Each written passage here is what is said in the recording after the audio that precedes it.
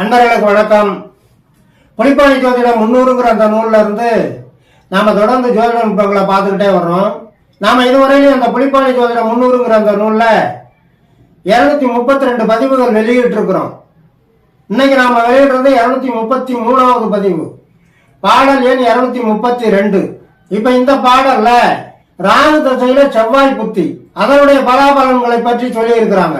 முதல்ல நாம அந்த பாடலை பார்த்துட்டு அதற்குண்டான தெளிவுரை விளக்க உரையை தொடர்ந்து பார்ப்போம். கேளப்பா ராகு திசை செவ்வாய் புத்தி, கேடான நாளதுவும் வருஷம் 1, நாளப்பா நாளதுவும் 18 ஆகும். நன்மையில்லா அதன் பலனை நவில கேடு. ஆளப்பா அக்கினியும் சோரம் அச்சம், அடிபணியும் தேவதையால் அவதி உண்டாம். பாலப்பா பாவையரால் பலனும் தீதாம், பாலாகும் பொருட்சிலவும் பலவிதத்தே அப்படின்னு முடிச்சிருக்கிறார் இந்த பாட்டை. கேளப்பா ராகு திசை செவ்வாய் புத்தி, ராகு திசையில அந்த செவ்வாய் புத்தி கேடான நாளதுவும் வருஷம் 1, ஒரு வருஷம் கூடுதலா.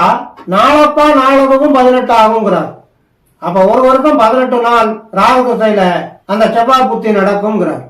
அந்த காலத்துல நன்மை இல்லா அதன் பலனை நவில கேளுங்கிற போது அந்த ராகு திசையில செவ்வாய் புத்தி நடக்கிற காலம் அந்த ஜாதகனுக்கு கெடுபலன்கள் அதிகம் விளையும். ஆளப்பா அக்கினியும் சோரம் அச்சம்ங்கிறார். சோரம் போகக்கூடியதுன்னா ஏமாற்றங்களை சந்திக்கக்கூடியது. அச்சம்னா தேவையில்லாத அக்கினி பயம், நெருப்பு விபத்துகள், மோட்டார் வாகனங்கள்ல இருந்து விழுந்து காயப்படுத்திக்கிறது, இதெல்லாம் அந்த சோரம் அச்சம் அப்படிங்கிற வார்த்தைகளுக்குள்ளானது. நிதானம் தவறு. இது தவிர அடிபணியும் தேவதையால் அவதி.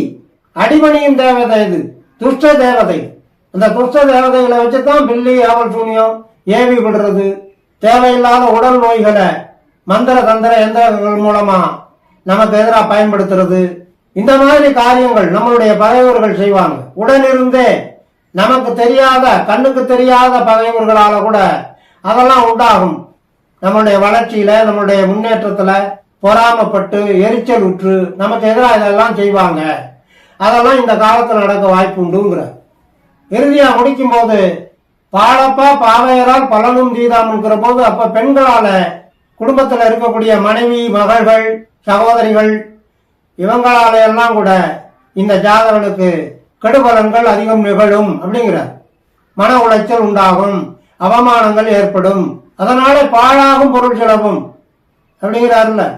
அப்ப தேவையில்லாத விரயங்களை எல்லாம் இந்த ஜாதகன் சந்திக்க வேண்டி இருக்கும் அப்படிங்கிறார். அதுவும் பல விதத்துல உருவாகும். மனைவி மக்களால மட்டுமல்ல, தன்னாலேயே நிகழக்கூடிய வாய்ப்புண்டு. தன்முத்தி தனக்கு விரோதமா செயல்படுறதுனால ஏற்படக்கூடிய, அதைத்தான் இந்த 3வது அடியில சொன்னாங்க.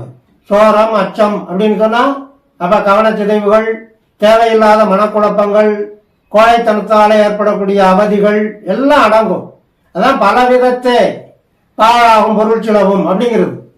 ராகு தசையில செவ்வாய் புத்தின்னா அந்த செவ்வாய் கெடுதலான இடங்கள்ல கெடுதலான ஆதிபத்தியம் பெற்று நீச்சம் பகை போன்ற பலவீனம் அடைந்திருந்து அசுபர் சேர்க்கை அசுபர் பார்வையோட இருந்து இந்த ராகு தசையில அந்த செவ்வாய் புத்தி நடந்தாதான் அந்த பலன். அதே நேரத்துல அந்த ஜாதகனுடைய ஜாதகத்துல செவ்வாய் வலு பெற்று ஆட்சி உச்சம் பெற்று சுபர் சேர்க்கை சுபர் பார்வையோட சுபச்சாரம் பெற்று பலன் பெற்று இருந்தால் செவ்வாய் பகவான் கொடுக்கக்கூடிய அந்த ஆதிபத்திய பலன்கள் முழுமையா ஜாதகனுக்கு சுப பலன்களாகவே நடக்கும் அப்படிங்கிறத நாம சூட்சமா புரிஞ்சுக்கணும்னு சொல்லி இனி அடுத்த பதிவுகள்ல குரு தசையில நடக்கக்கூடிய சுப பலன்களை என்னென்ன அப்படிங்கிறத பத்தி எல்லாம் நாம தெளிவா புரிஞ்சுக்கலாம். தொடர்ந்து வாருங்கள், ஆதரவு தாருங்கள் என்று கேட்டு இந்த அளவோடு நிறைவு செய்கிறேன். நன்றி, வணக்கம்.